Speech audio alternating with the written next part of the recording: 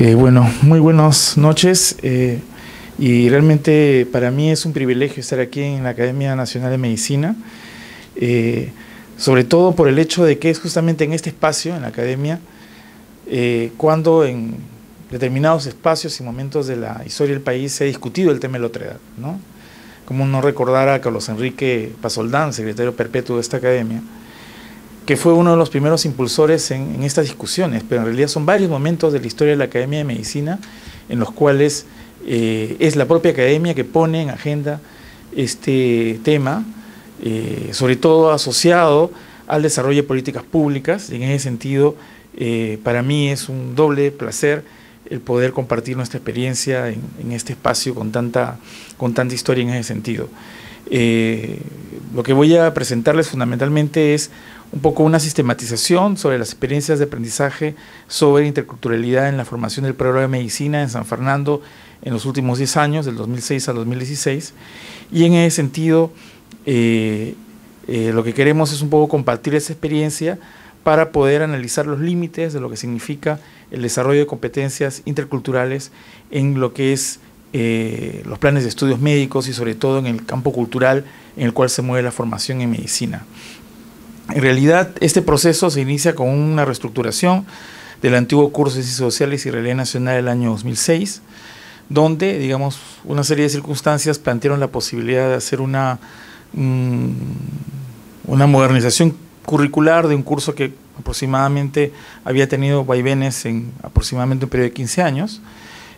Posteriormente, como parte del proceso de reestructuración, hubo la incorporación de nuestro departamento a la red universitaria de intercambio sobre interculturalidad, que fue una red universitaria liderada por la Universidad de Gießen de Alemania, pero donde participó la Universidad Católica de Quito, la Universidad de San Marcos, entre otras entidades académicas. Colaboramos muy intensamente entre el año 2007 y 2012.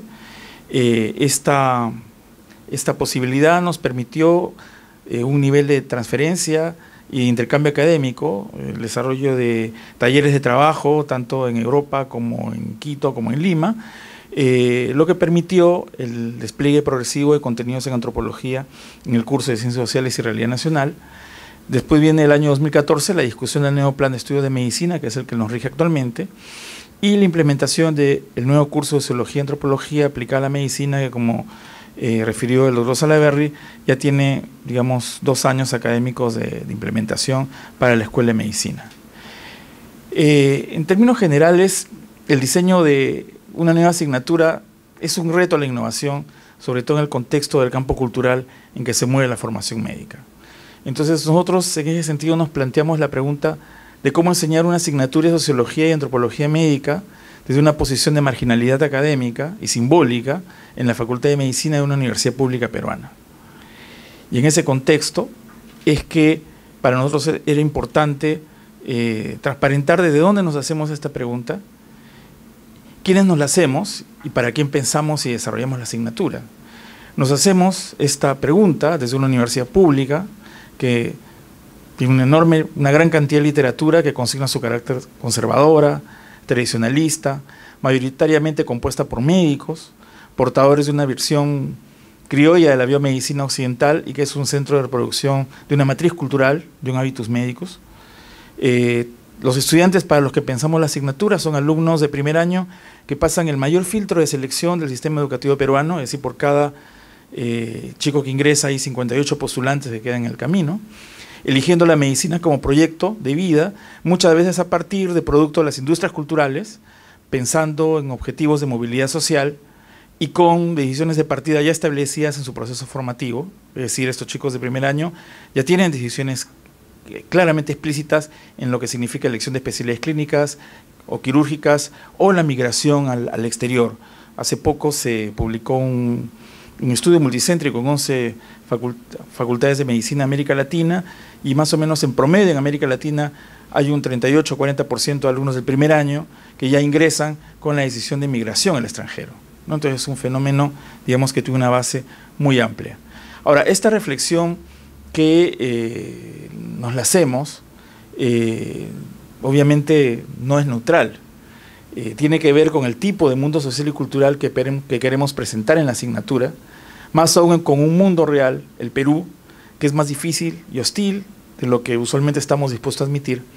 Y ello incluye a nuestros espacios académicos donde reproducimos muchas veces la intolerancia, la fragmentación y los desgarramientos que caracterizan a la sociedad peruana.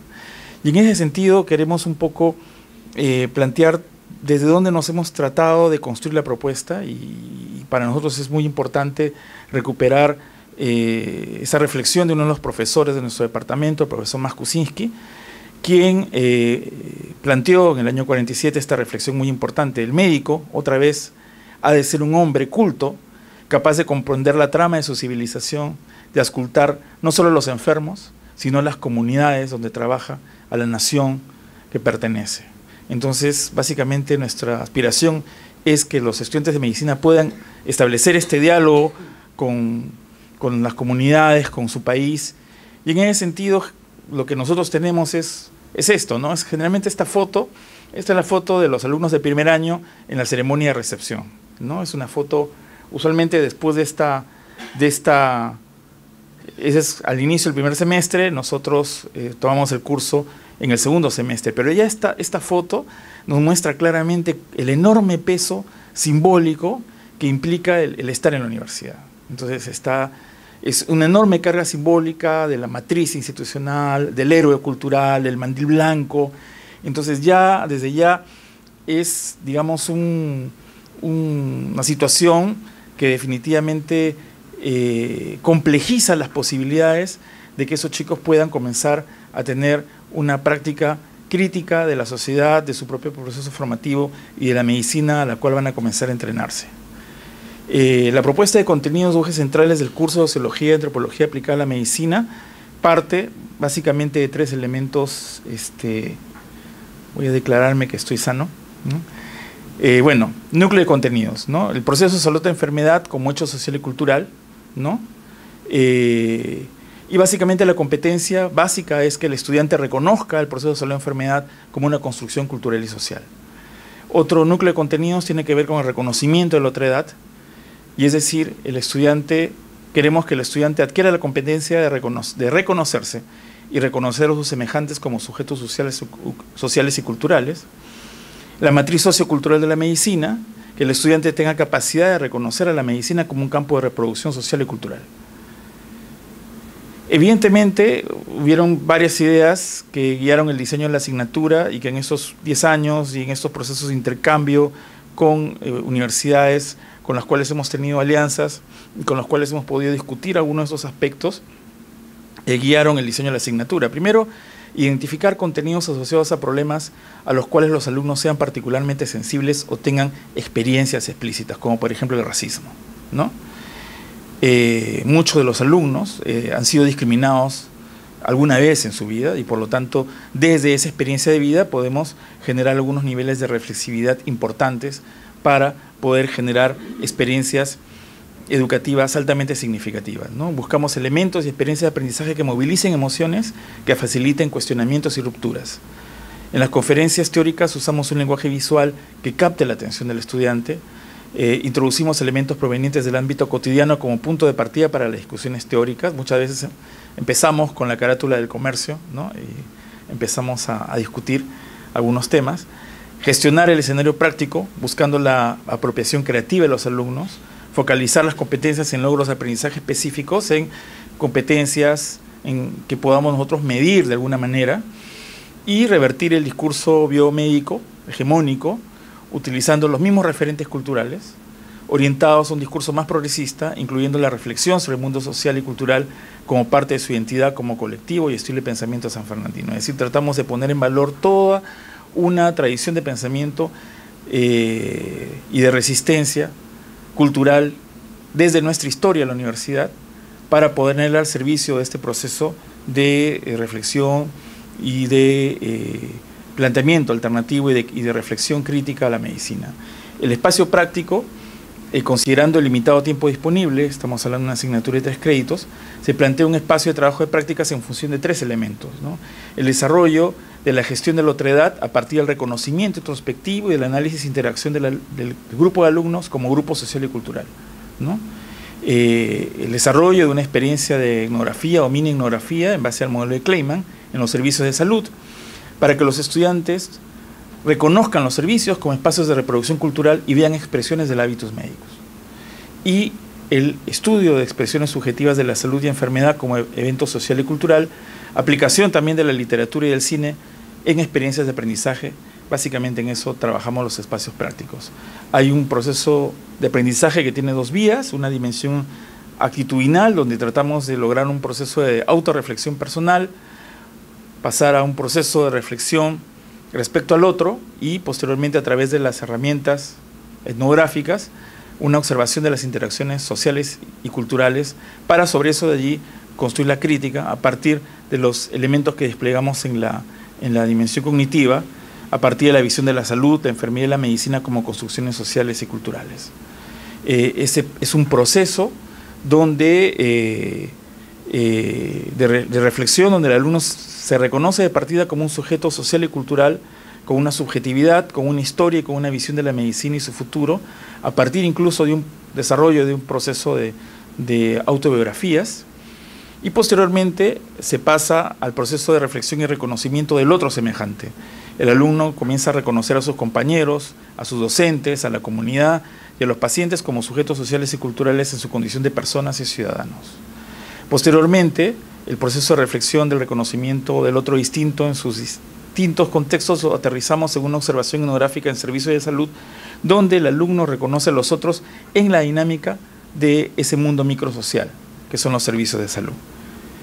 Esa es una propuesta de articulación de contenidos de la asignatura, que es una propuesta bastante dinámica, donde incluso algunos elementos, como por ejemplo el hábitus, como por ejemplo las etnografías hospitalarias, se han ido expandiendo relativamente en la medida en que hemos podido tener más experiencia y en la medida también en que hemos podido generar procesos de reflexividad.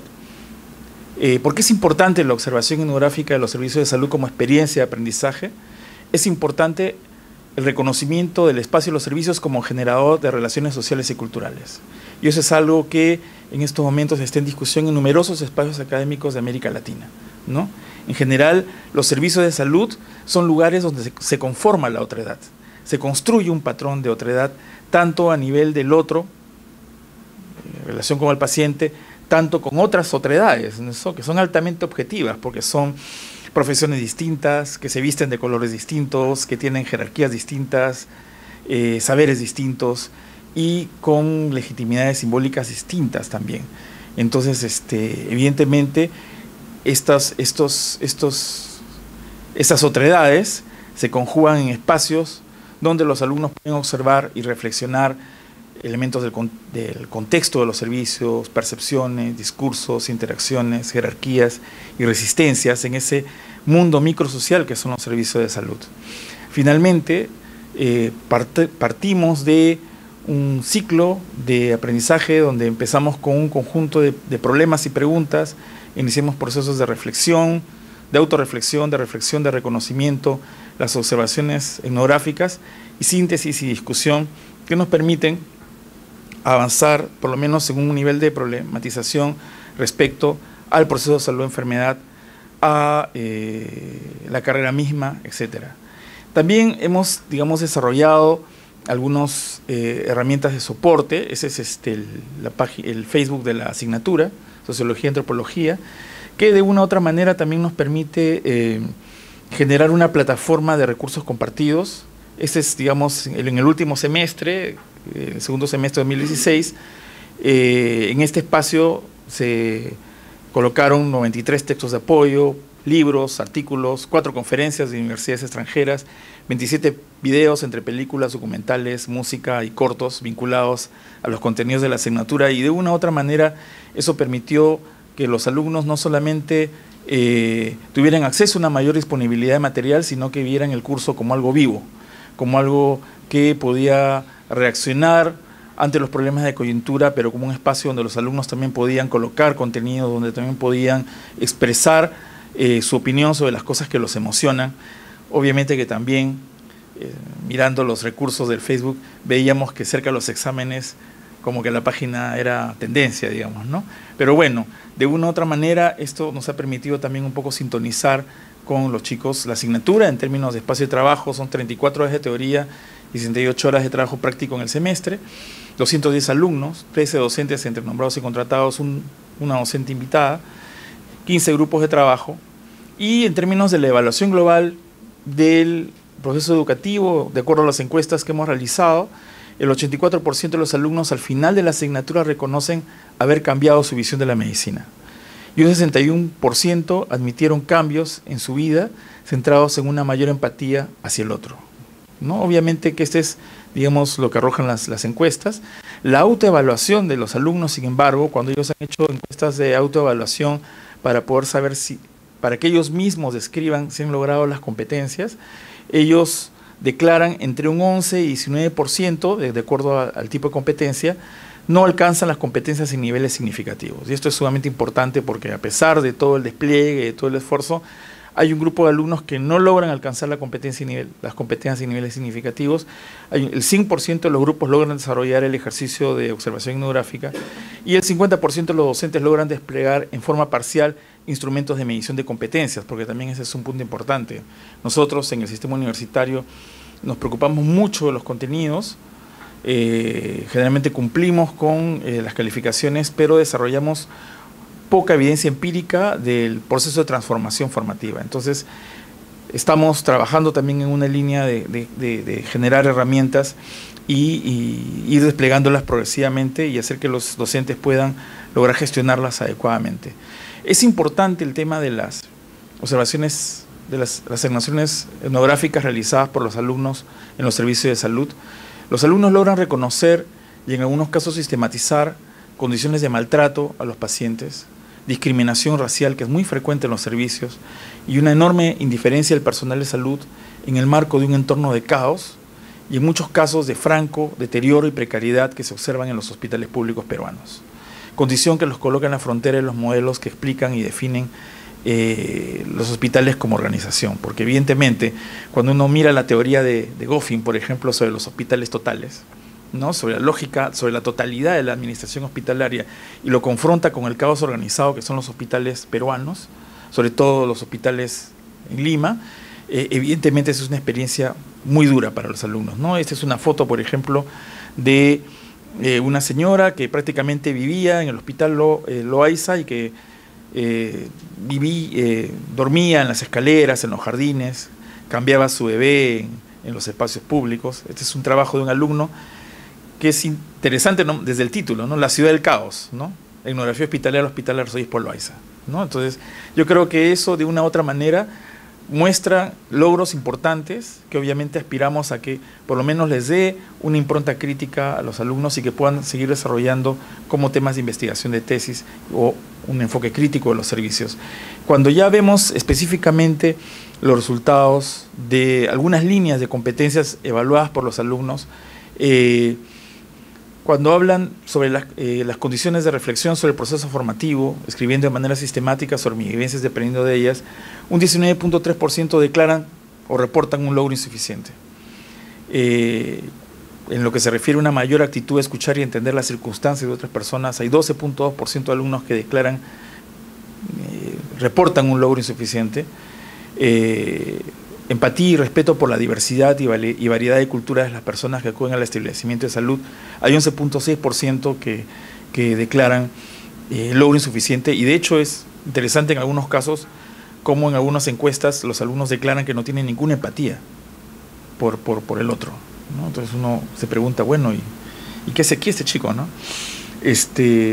El tema de sistematizar mis vivencias y las vivencias e interacciones de las personas en el servicio, 14% todavía declaran insuficiente logro de estas competencias y respecto a tener una actitud crítica y reflexiva de la cultura que se observa en la medicina y en los servicios de salud, hay 10% de alumnos que declaran todavía no poder alcanzar esta competencia durante el semestre, ¿no?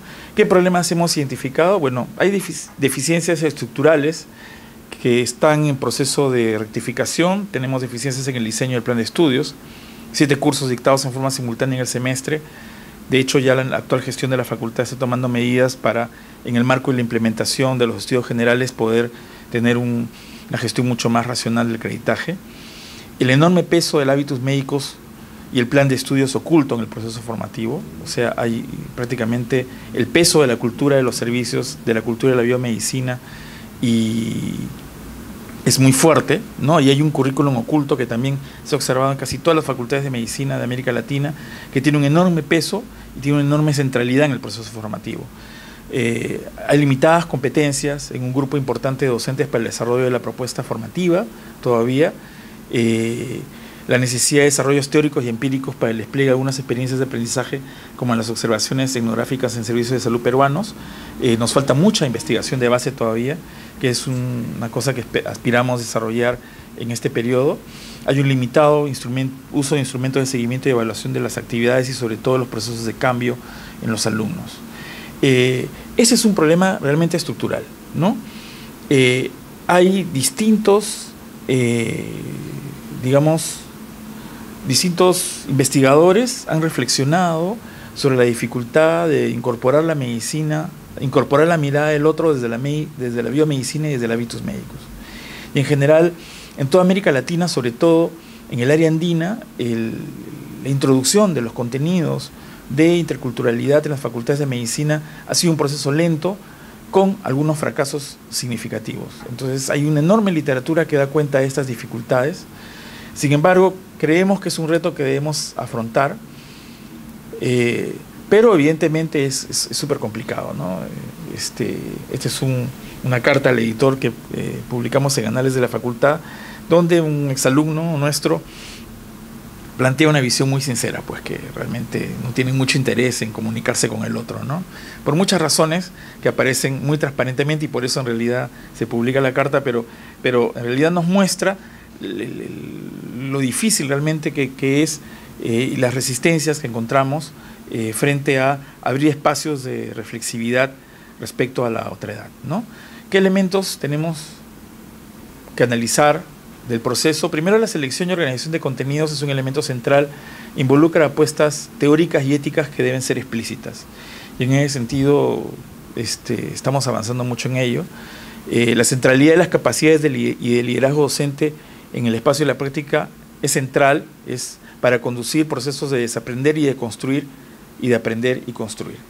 Entonces yo creo que ahí todavía es un proceso enormemente complejo, y definitivamente nos va a costar varios años todavía encontrar las capacidades y las competencias y los niveles de liderazgo como para poder que en los espacios pequeños realmente se pueda lograr mayor eficacia en este proceso de desaprender y de construir para volver a aprender y construir con un sentido crítico. Definitivamente el desarrollo de capacidades, nos falta un desarrollo de capacidades para desplegar una amplitud de miradas, una ecología de saberes, como decía el doctor Edmundo Granda, un importante investigador ecuatoriano, latinoamericano.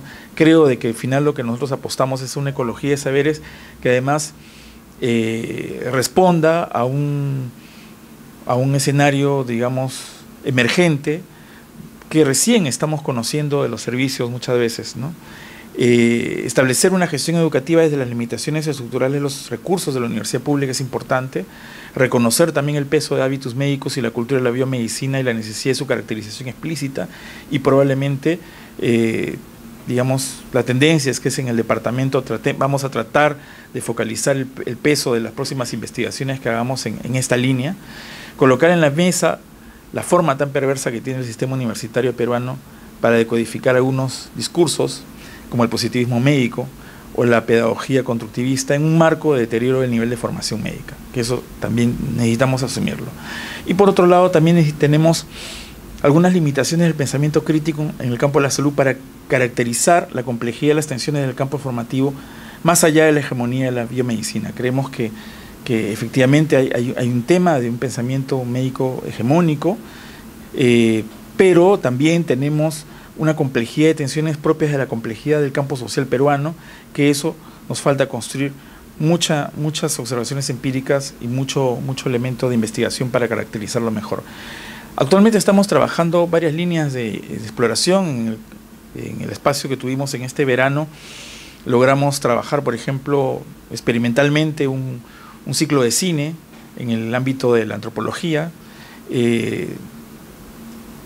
Fue una experiencia bastante útil, tuvo mucho reconocimiento, pero también encontramos algunos límites, pero estamos viendo cómo expandimos esta línea de trabajo. El tema de las historias de vida, sumamente importante, es algo con la cual las autobiografías, las patografías, las historias de vida, los relatos de enfermedad, las narrativas de enfermedad, muestran un enorme potencial, no solamente por lo que significa el análisis de la narrativa como una fuente de investigación y conocimiento, sino por la misma construcción de la empatía que se genera, y que es un punto central. De hecho, hemos tenido ya un primer abordaje teórico sobre la construcción de competencias culturales que está publicado y donde evidentemente podemos dar cuenta con más profundidad de cuáles son nuestras apuestas teóricas y éticas en ese sentido. Y solamente quisiera terminar con también un ilustre profesor de nuestra facultad, Carlos Alberto Seguín, que refleja su reflexión, digamos, a lo que aspiramos, ¿no? No es un verdadero médico, sino quien es capaz de tratar a sus enfermos en su capacidad integral de semejantes, de prójimos, de hermanos. Muchísimas gracias, muy amables.